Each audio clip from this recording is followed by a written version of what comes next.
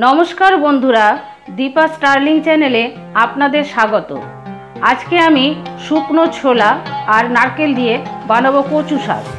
शुकनो छोला दिए कचु शाकटा रान्ना करले खूब सुंदर एक गंध ओठे और खेते असाधारण लागे। चलुन देखे नेওয়া যাক रेसिपिटा बानानोर पद्धति।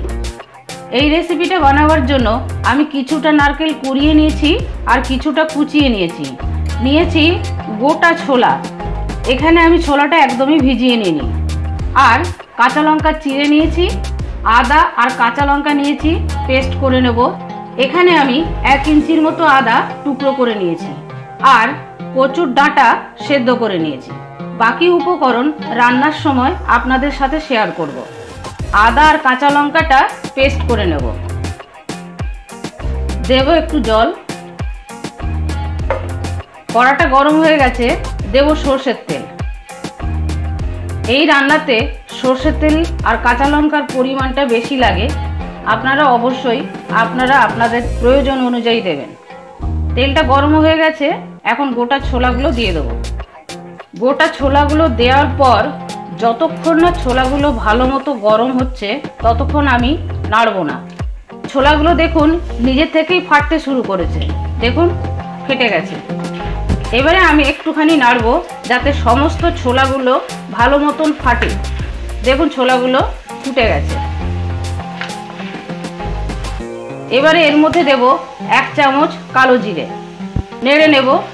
ছোলাগুলো দেখুন অলরেডি সব ফুটে গেছে। ছোলা ভিজিয়ে তো অনেকেই রান্না করেন, কিন্তু এইভাবে একবার রান্না করে দেখবেন, এতে কচু শাকের স্বাদ এবং গন্ধ অসাধারণ হয়। দেব কুচনো নারকেল।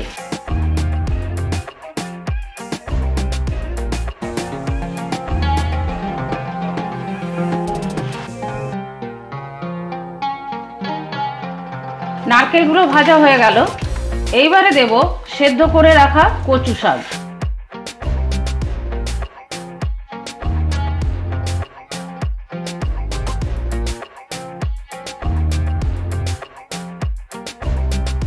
কচু শাকের মধ্যে যে জলটা আছে নাড়তে নাড়তেই এটা শুকিয়ে নিতে হবে।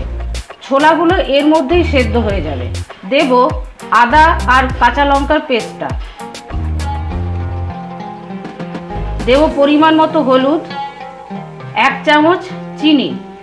এই রেসিপিটা সামান্য একটু মিষ্টি মিষ্টি হয়। আর দেব স্বাদ মতো নুন। কচু শাকটা সেদ্ধ করার সময় আমি নুন দিয়েছিলাম, সেই জন্য একটু কম করে দিলাম। একদম শেষে দেব চিড়ে রাখা কাঁচা লঙ্কা। এবারে নাড়তে থাকবো।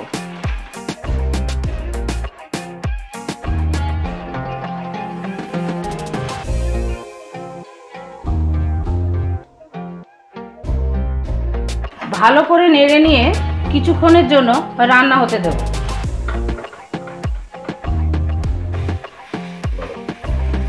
কচু শাকটা দেখুন নাড়তে নাড়তে শুকিয়ে গেছে। এবারে এর মধ্যে নারকেল কোড়াগুলো দিয়ে দেব। মিশিয়ে নেব। নারকেল কোড়াটা দেওয়ার পর ভালো করে মিশিয়ে নিলাম। এরপর আর বেশিক্ষণ আমি গ্যাসের মধ্যে কচু শাকটা রাখবো না, তাহলে নারকেল কোড়ার টেস্টটা নষ্ট হয়ে যাবে। আমার এইভাবে শুকনো ছোলা আর নারকেল দিয়ে কচু শাক রান্নাটা আপনাদের কেমন লাগলো কমেন্ট করে কমেন্ট বক্সে জানাবেন। ভালো লাগলে প্লিজ একটা লাইক করে দেবেন, শেয়ার করবেন আর সাবস্ক্রাইব করে বেল আইকনটি টিপে দেবেন পরবর্তী নোটিফিকেশনের জন্য।